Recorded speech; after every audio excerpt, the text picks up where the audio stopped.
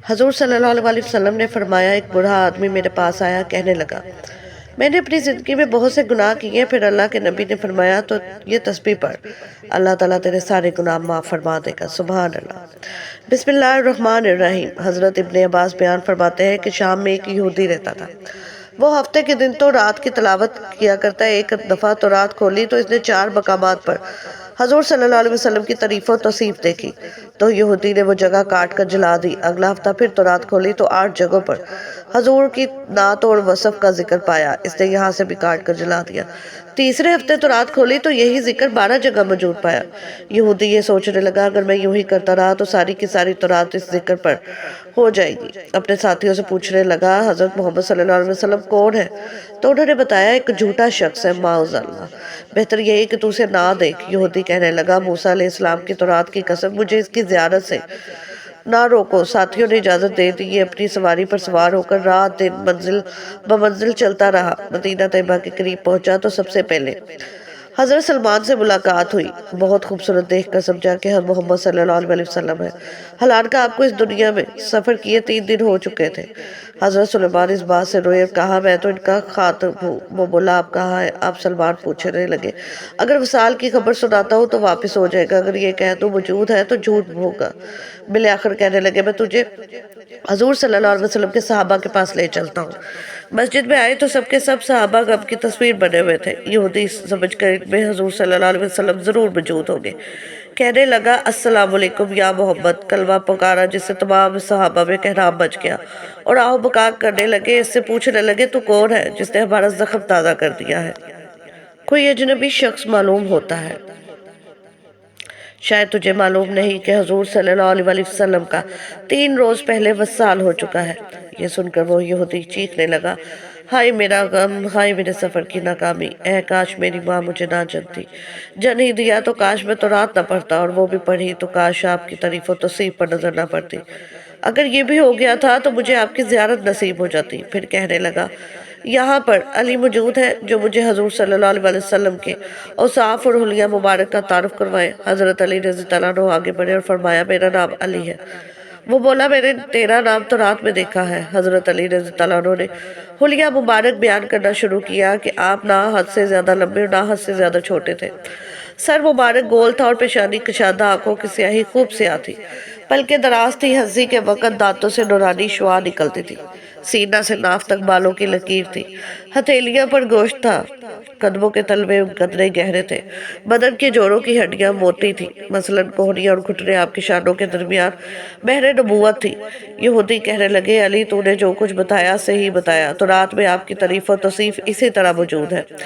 حضور صلی اللہ علیہ وسلم کا کپڑا ہو تو میں اسے سونگنا چاہتا ہوں. فرمایا ہاں سلمان جا فاطمہ سے کہے اپنے ابا کا جبہ ذرا بھیج دے. سلمان دروازے پر آئے اور آواز دی کہ اے فخر الانبیاء کے دروازے. اندر حسن و حسین رضی اللہ عنہ رو رہے تھے، لہٰذا دروازے کو کھٹکھٹانا پڑا. تو حضرت فاطمہ کی آواز آئی یتیموں کا دروازہ کون کھٹکھٹا رہا ہے؟ حضرت سلمان نے اپنا نام بتایا اور حضرت علی کا پیغام دیا. وہ روتے ہوئے بولی میرے ابا کا جبہ کون پہنے گا؟ حضرت سلمان نے سارا قصہ سنایا. آپ جبہ نکال کر لے آئی جو 7 جگہ سے کھجور کے ریشے سے سلا ہوا تھا. حضرت علی نے اسے پکڑ کر سونگا. پھر دوسرے صحابہ کرام نے، پھر یہودی پکڑ کر سونگنے لگا. کہتا تھا واہ ایسی عمدہ خوشبو ہے. پھر قبر شریف پر حاضر ہوا، آسمان کی طرف سر اٹھا کر کہنے لگا اے اللہ میں گواہی دیتا ہوں تو واحد ہے، یکتا و یگانہ ہے، کائنات تیری نیاز بند اور تو بے نیاز ہے. میں بھی یہ گواہی دیتا ہوں اس قبر شریف والا تیرا حبیب ہے. جو کچھ اس نے فرمایا میں اس کی تصدیق کرتا ہوں اور اس پر ایمان لاتا ہوں. اے اللہ اگر میرا اسلام تیری بارگاہ میں قبول ہے تو میری روح کو بھی قبض کر لے. یہ کہہ کر وہیں گر کر جان دے دی. حضرت علی رضی اللہ عنہ نے اسے غسل دیا اور جنت البقیع میں دفن کروا دیا. حضرت انس بن مالک رضی اللہ عنہ روایت کرتے ہیں کہ حضور نبی کریم صلی اللہ علیہ وسلم کے زمانے میں ایک یہودی عالم دین تھا. اس کا نام تھا جلبیب. اس کا ایک لڑکا احباب نامی حسن و جمال میں یکتا تھا، بڑا خلیق یعنی خوش اخلاق اور کمال سیرت. اتفاقاً اس نے اپنے والد کے خزانے میں ایک ڈبیا دیکھی جو سرخ موتیوں سے بنی ہوئی تھی اور اس پر مشک کی مہر لگی ہوئی تھی تاکہ کوئی شخص اسے کھول نہ سکے اور نہ اندر دیکھ سکے. لڑکے نے اس ڈبیا کو دیکھا تو بڑا غضبناک اور خوشبگی ہو کر باہر نکلا۔ باپ نے وجہ پوچھی تو کہنے لگا ایک عرصہ ہو گیا ہے، آپ نے ایک چیز مجھ سے پوشیدہ نہیں رکھی، مگر یہ ڈبیا ہمیشہ بند رکھی ہے۔ حالانکہ میرے ساتھ آپ کی شفقت و محبت بہت زیادہ ہے۔ باپ نے بتایا بیٹا اس میں جواہرات ہیں نہ خزانہ، اس میں چند اوراق ہیں جن پر ایک عربی کا نام لکھا ہوا ہے۔ جب تم علماء کی مجالس میں بیٹھ کر فاضل ہو جاؤ گے اور ہر بات سمجھنے لگو گے تو اس کا مطالعہ بھی کر لینا۔ چونکہ ابھی تم ناپختہ ذہن ہو اس لیے ڈبیا کا راز دیدہ داستہ پوشیدہ رکھا گیا۔ ایک دن جلبیب بادہ نوشی میں مشغول تھا۔ احباب یہ موقع غنیمت جانتے ہوئے والد کے خزانے میں گیا اور اس ڈبیا کو کھولنے میں مشغول ہو گیا جس کے لیے رازداری سے کام لیا جا رہا تھا۔ مہر توڑ دی گئی، ڈبیا کا ڈھکنا کھولا ہی تھا کہ نور کی ایک شعاع نمودار ہوئی جس کے سامنے چراغ کی روشنی مانند پڑ گئی۔ ڈبیا کے اندر دو سفید ورق دکھائی دیے جن پر لا الہ الا اللہ محمد رسول اللہ لکھا تھا۔ اس کلمہ طیبہ کے بعد حضور نبی صلی اللہ علیہ وسلم کے اوصاف حمیدہ لکھے ہوئے تھے کہ آپ صلی اللہ علیہ وسلم کے ابرو پیوستہ یعنی بھویں ایک دوسرے سے ملی ہوئی ہوگی، داڑھی مبارک گھنی ہوگی، جسے بھی اس کا زمانہ میسر ہو اس کی بات سنے، اس کا کلام قرآن ہوگا، اس کا دین اسلام ہوگا، وہ انسانوں کو خدا کی عبادت کی دعوت دے گا، مخالفین سے نہیں ڈرے گا۔ احباب کی نگاہیں اس کاغذ پر پڑی تو حضور نبی کریم صلی اللہ علیہ وسلم کی محبت اس کے دل میں اتر گئی۔ اس کاغذ کو آنکھوں پر ملا اور چوما اور کہنے لگا یا محمد صلی اللہ علیہ وسلم، کاش میں معلوم کر سکتا کہ آپ خاکی ہیں یا نوری، آسمانوں پر ہیں یا زمین پر، دریاؤں میں رہتے ہیں یا جنگلوں میں۔ اس نے اپنی محرومی اور سوگواری کا اس انداز سے اظہار کیا کہ بے ہوش ہو گیا۔ چند لمحوں کے بعد اس کی والدہ بھی اس کے کمرے میں آئی، بیٹے کو بے ہوش پا کر حیران رہ گئی۔ اس کے والد کو بلایا، بیٹے کو اس حالت میں دیکھ کر اس کے چہرے سے چہرہ ملنے لگا، ماتھے کو چومنے لگا، رو رو کر اپنے بیٹے کی بے ہوشی پر حسرت و غم کا اظہار کرنے لگا۔ جب نوجوان لڑکا ہوش میں آیا، والدین کو اپنے سہرانے غم زدہ اور پریشان پایا، مگر غصے میں آ کر کہنے لگا اے والد محترم، تو میری آنکھوں کی روشنی نہیں دیکھتے اور بڑھاپے کے باوجود اس رحمت الہی سے محفوظ نہیں ہوئے، اب مجھے کفر کی تعلیم دے رہے ہیں اور شریعت محمد صلی اللہ علیہ وسلم اور اس کی اتباع سے محروم رکھنے کی کوشش کرتے ہو۔ باپ یہ باتیں سنتے ہی غصے میں پاگل ہو گیا، لڑکے کو بالوں سے پکڑا اور زمین پر دے مارا اور زور زور سے مارنے لگا۔ جب اس کا ظلم حد سے بڑھ گیا تو یہ بن اختب، کعب بن اشرف اور ابو لبابہ وغیرہ اس کی سفارش کے لیے آئے۔ انہوں نے دیکھا کہ باپ بیٹے کو عزت دینے کو پاگل ہوا جا رہا ہے، انہوں نے اسے زبردستی منع کیا، مگر وہ کسی صورت بچے کو سزا دینے سے نہ رکتا تھا۔ لوگوں نے اس سے بچے کا قصور پوچھا تو کہنے لگا اس کا قصور تو سزائے قتل کے لائق ہے، جب تک میں اسے قتل نہ کر دوں گا ہاتھ نہ رکوں گا۔ پھر اس نے بتایا یہ دین محمد صلی اللہ علیہ وسلم پر ایمان لے آیا ہے، اپنے آباء و اجداد کا مذہب ترک کر چکا ہے۔ ان لوگوں نے اس بچے کو نصیحت کرنا شروع کی اور کہا بیٹا تمام لوگ تو ہم سے دین کی تعلیم حاصل کرتے ہیں، لوگ ہماری اتباع کرتے ہیں، لیکن تم محمد رسول صلی اللہ علیہ وسلم کی اتباع میں لگے ہو، اسے چھوڑ دو اور اپنے سابقہ دین پر قائم رہو۔ حباب کہنے لگا میں نے سوچ بچار کرنے کے بعد ان وہمی اور فرسودہ دینوں کو ترک کر دیا ہے اور محمد صلی اللہ علیہ وسلم کے صراط مستقیم کو اختیار کیا ہے، ان پر ایمان لایا ہوں۔ ان لوگوں نے اس نوجوان کو بڑی الٹی سیدھی نصیحتیں کی مگر وہ اپنے نیک ارادے پر ڈٹا رہا۔ ان یہودی مشائخ نے کہا چونکہ یہ لڑکا ناز و نم کا پلا ہوا ہے، اسے زندگی کے مصائب اور تکلیف کا احساس نہ رکھتا۔ ایک دن ایک مدعی نے جو خدا کی عظمت سے آگاہ نہ تھا حضرت علی مرتضیٰ سے کہا کہ تم محل کے کوٹھے پر اور خدا حفاظت کا ذمہ دار ہے، اس سے بھی واقف ہو؟ حضرت علی نے فرمایا کیوں نہیں، وہ ہماری حسد و حبود کا بچپن سے جوانی تک حفیظ و بڑھ بھی رہا ہے۔ اس نے کہا اگر ایسا ہے تو اپنے کوٹھے سے کو گرا کر حفاظت حق پر اعتماد رکھو تاکہ مجھے تمہاری یقین کا اعتماد ہو اور تمہارے خدا پر بھی اعتقاد پیدا ہو جائے۔ حضرت علی نے اس سے کہا کہ چل چپ رہ، کہیں تیری جان اس جرات کا شکار نہ ہو جائے، بھلا بندے کی کیا مجال کہ اپنی بدبختی سے خدا کی آزمائش کرے۔ ارے احمد یہ تو خدائی منصب ہے کہ وہ ہر سانس پر اپنے بندوں کی آزمائش کرے تاکہ ہمارا حال ہم پر ظاہر ہو جائے کہ ہم اپنے دل کی گہرائیوں میں اس کے عقیدے پر کس قدر مضبوط ہیں۔ جس نے آسمان کی چھت کھڑی کر دی اس کا امتحان کرنا تو کیا جانے، تو پہلے اپنا امتحان کر اس کے بعد دوسرے کا۔ یاد رکھ جہاں تیرے دل میں خدا کے امتحان کی آرزو پیدا ہوئی کہ تیرے دین کی مسجد جھاڑ جھنکار سے بھر گئی۔ ایک آدمی پریشان روتا ہوا امیر المومنین حضرت عمر بن خطاب کی خدمت میں حاضر ہوا اور سخت آواز میں پکار کر کہنے لگا یا امیر المومنین میری مدد فرمائیں، یا امیر المومنین میری مدد فرمائے۔ حضرت عمر رضی اللہ عنہ نے متحیر ہو کر فرمایا ارے کس کے خلاف تیری مدد کروں؟ اس آدمی نے حضرت علی رضی اللہ عنہ کو اپنی نظر کا نشانہ بناتے ہوئے کہا اس آدمی کے خلاف جو آپ کے برابر بیٹھا ہوا ہے۔ حضرت عمر بن خطاب رضی اللہ عنہ نے حضرت علی بن ابی طالب کی طرف دیکھا، پھر فرمایا اے ابو الحسن اٹھو اور اپنے فریق کے برابر بیٹھ جاؤ۔ حضرت علی بن ابی طالب اٹھے اور اپنے فریق کے مخالف کے برابر بیٹھ گئے۔ دونوں نے باہمی مباحثہ کیا، پھر وہ صاحب جو صاحب استغاثہ تھا واپس چلا گیا اور حضرت علی رضی اللہ عنہ اپنی جگہ پر امیر المومنین کے برابر آ کر بیٹھ گئے۔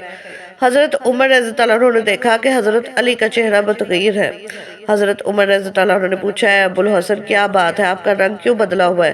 کیا آپ کو اس واقعے سے ناگواری ہوئی؟ حضرت علی رضی اللہ عنہ نے فرمایا کہ ہاں۔ حضرت عمر نے پوچھا آپ کو کس بات پر ناگواری ہوئی؟ حضرت علی نے فرمایا آپ نے مجھے میرے مخالف فریق کی موجودگی میں میری کنیت سے یاد کیا اور کہا کہ اے ابو الحسن اٹھو، آپ نے یوں کیوں نہیں کہا؟ اے علی اٹھو، اپنے فریق مخالف کے ساتھ بیٹھ جاؤ۔ فاروق اعظم کا چہرہ دمک اٹھا، چہرہ پرجوش کے اثار نمایاں ہو گئے۔ حضرت علی کو گلے لگایا اور یہ کہتے ہوئے ان کو بوسہ دینے لگے میرا باپ تم پر فدا ہو، تمہاری وجہ سے ہی اللہ تعالیٰ نے ہمیں ہدایت فرمائی اور تمہاری وجہ سے ہی اللہ تعالیٰ نے ہم کو اندھیروں سے نکال کر روشنی عطا فرمائی۔ امیر المومنین علی بن ابی طالب نے بوسیدہ کپڑے پہنے شکستہ حال تھے اور ذکر و تسبیح میں مشغول تھے کہ ابو مریم ایک غلام حاضر ہوا اور متواضع انداز میں دو زانوں بیٹھ کر عارض ہوا یا امیر المومنین میں آپ کے پاس اپنی ایک درخواست لے کر آیا ہوں۔ حضرت علی رضی اللہ عنہ نے دریافت فرمایا اے ابو مریم تمہاری کیا درخواست ہے؟ ابو مریم نے کہا کہ میری درخواست یہ ہے کہ آپ اپنے جسم سے یہ چادر اتار دیں، یہ بہت پرانی اور بسیطہ ہے۔ حضرت علی بن طالب کرم اللہ وجہ نے چادر کا کونا اپنی آنکھوں پر رکھا اور زاروں قطار رونے لگے۔ ابو مریم نے شرمسار ہو کر کہا اے امیر المومنین اگر مجھے پتا ہوتا کہ آپ کو میری اس بات سے تکلیف ہوگی تو میں آپ کو چادر اتارنے کا کبھی نہ کہتا۔ جب امیر المومنین کے آنسو ذرا تھمے تو آنسو پوچھتے ہوئے فرمایا اے ابو مریم اس چادر سے میری محبت روز بروز بڑھتی جاتی ہے کیونکہ یہ چادر مجھے میرے خلیل اور میرے حبیب نے ہدیہ کے طور پر دی تھی۔ ابو مریم نے بنظر استجاب پوچھا اے امیر المومنین آپ کے خلیل کون ہیں؟ حضرت علی رضی اللہ عنہ نے فرمایا میرے خلیل حضرت عمر بن خطاب ہیں، بلا شبہ حضرت عمر کے ساتھ مخلص تھے، اللہ تعالیٰ نے بھی ان کے ساتھ بھلائی کی۔ پھر حضرت علی دوبارہ رونے لگے حتیٰ کہ آپ کے سینہ مبارک سے گونجدار آواز آنے لگی۔ حضرت ابو ذر غفاری رضی اللہ عنہ سے مروی ہے، وہ فرماتے ہیں ایک دن ایک بوڑھا شخص حضور اکرم صلی اللہ علیہ وسلم کے حجرہ اقدس کے باہر رو رہا تھا تو اس کے رونے کی آواز آپ صلی اللہ علیہ وسلم نے سنی تو آپ صلی اللہ علیہ وسلم باہر تشریف لے آئے اور فرمایا اے شخص کیوں روتا ہے؟ اس شخص نے عرض کیا یا رسول اللہ صلی اللہ علیہ وسلم ساری زندگی کتابوں میں گزار دی ہے اور عظیم گناہ رکھتا ہوں، اب وقت ہو چکا ہے کہ اللہ کے عذاب سے ڈرتا ہوں۔ آپ صلی اللہ علیہ وسلم نے فرمایا تو اور کچھ نہ کر، یہ کلمات پڑھ، اللہ تعالیٰ تیرے گناہ معاف فرمائے گا۔ وہ دعا یہ ہے اللہم انی ظلمت نفسی ظلمہ کثیرہ ولا یغفر ذنبو علی انت فاغفر لی مغفرات من عندک ورحمان انک انت الغفور الرحیم۔ حضرت خواجہ حسن بصرہ کے زمانے میں امام ابو عمر رحمۃ اللہ علیہ قرآن پڑھایا کرتے تھے۔ ایک مرتبہ ان کے پاس کوئی شخص قرآن پڑھنے آیا، آپ نے اس کو پڑھانے میں بخل و خیانت کا ارتکاب کیا۔ اس جرم میں اللہ تعالیٰ نے انہیں سارا کلام حکیم بھلا دیا۔ وہ روتے ہوئے خواجہ حسن بصرہ کے پاس گئے اور سارا معاملہ بیان کیا۔ خواجہ حسن بصرہ نے فرمایا اے شخص تو حج کو روانہ ہو جا کیونکہ آج کل حج کے ایام ہے اور جب تو حج سے فارغ ہو جائے تو مسجد خائف میں ایک بزرگ محراب میں بیٹھے ہوئے ملیں گے، وہ درود و وظائف میں مشغول ہوں گے، وہ جب تک اپنے معاملات سے فارغ نہ ہو جائے تو ان سے بات نہ کرنا، جب وہ فارغ ہو جائے تو تم اپنی حاجت بیان کرنا، ان کی دعا سے پھر تمہیں قرآن حکیم یاد ہو جائے گا۔ ابو عمر نے خواجہ حسن بصرہ کے حکم کی تعمیل کی، حج ادا کیا، پھر مسجد خائف پہنچے۔ مسجد کے محراب میں ایک بزرگ کو دیکھا، بہت سارے لوگ اس کے ارد گرد بیٹھے ہوئے تھے۔ تھوڑی دیر بعد سفید پوشیدہ پاکیزہ لباس ایک شخص وہاں آیا، سب لوگ اس کے گرد بیٹھ گئے۔ کچھ دیر باتیں ہوئی اور اتنے میں نماز کا وقت ہو گیا۔ سفید لباس والا شخص وہاں سے چلا گیا، دوسرے شخص بھی چلے گئے۔ جب وہ بزرگ تنہا رہ گئے تو ابو عمر رحمۃ اللہ علیہ ان کے پاس پہنچے اور بادان ان اپنا سارا مسئلہ بیان کیا، پھر دعا کی، درخواست کی۔ ان بزرگ نے آسمان کی طرف دیکھا اور دعا فرمائی۔ ابھی انہوں نے دعا ختم بھی نہ کی تھی، دعا قبول ہوگی۔ ابو عمر رحمۃ اللہ علیہ کو قرآن پاک یاد آ گیا۔ سبحان اللہ۔ اللہ رب العزت ہم تمام مسلمانوں کو قرآن پاک پڑھنے، اس کو سمجھنے اور اس پر عمل کرنے کی توفیق عطا فرمائے، آمین یا رب العالمین۔ ناظرین، کمنٹ باکس میں اللہ تعالیٰ کے 99 ناموں میں سے ایک نام ضرور ٹائپ کریں۔ شکریہ۔